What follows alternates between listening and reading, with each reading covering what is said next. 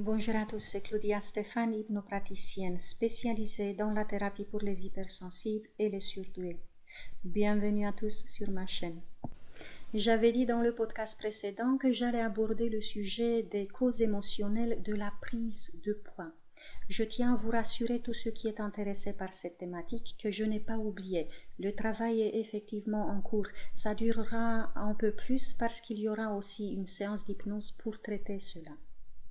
Aujourd'hui, je voudrais par contre évoquer une thématique, peut-être une des plus fréquentes qu'on détecte en thérapie, la peur de déplaire. Alors oui, il y a des parts de nous qui peuvent souhaiter faire plaisir à tout prix à ceux qui nous entourent, comme par exemple une facette de nous qui veut être tranquille, qui ne supporte pas d'être bousculée. Elle fera justement des efforts pour que les autres se sentent bien, afin d'assurer notre propre paix. Une autre part de nous qui est altruiste comme un enfant enthousiaste va donner son énergie aux autres pour répandre la joie partout. Il peut y avoir aussi d'autres parts de nous qui trouvent un bénéfice simple dans le fait de plaire aux autres, mais aujourd'hui je mettrai en lumière cette facette de nous qui est capable de faire des sacrifices pour plaire. Cette facette qui s'obstine à gagner surtout la sympathie des gens qui ne nous aiment pas, quoi qu'on fasse. Cette part de nous, c'est notre ego. Si on a pensé qu'en tant qu'hypersensible, on n'a pas d'ego, eh bien, on s'est trompé. Notre ego est bien là et c'est vrai que dans beaucoup de situations, il ne nous rend pas du tout service. C'est même tout le contraire.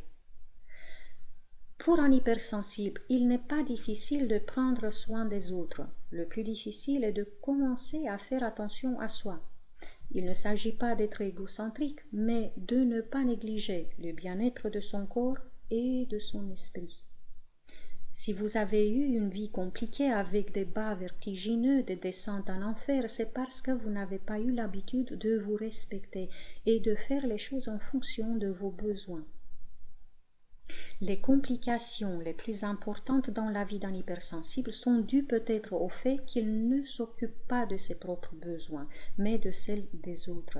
Il est presque en permanence préoccupé du confort et du plaisir de ceux qui l'entourent, et il s'attend consciemment ou inconsciemment à ce que les autres s'occupent de ses problèmes à soi en retour. Ce que l'hypersensible ignore est le fait qu'il ne peut pas avoir la clé pour le bonheur des autres. Tout comme les autres ne peuvent pas comprendre ce dont il a besoin, et s'il ne comprend pas que son bonheur ne peut pas venir donc de quelqu'un de l'extérieur, tant qu'il restera dans une attente sans fin, sa vie sera de plus en plus déserte. Et vous, êtes-vous à l'attente de quelqu'un qui vous sauve et vous sorte de la tristesse et de la solitude pour vous comprendre totalement et pour remplir votre cœur de bonheur? Car si vous êtes toujours dans cette expectative, vous risquez de rater toute votre vie. En même temps, si vous pensez que vous pouvez vous occuper de vos proches, de ceux que vous aimez et que vous pouvez résoudre à leur place leurs problèmes, vous pouvez aussi vous tromper. Car nous n'avons pas la clé du bonheur des autres.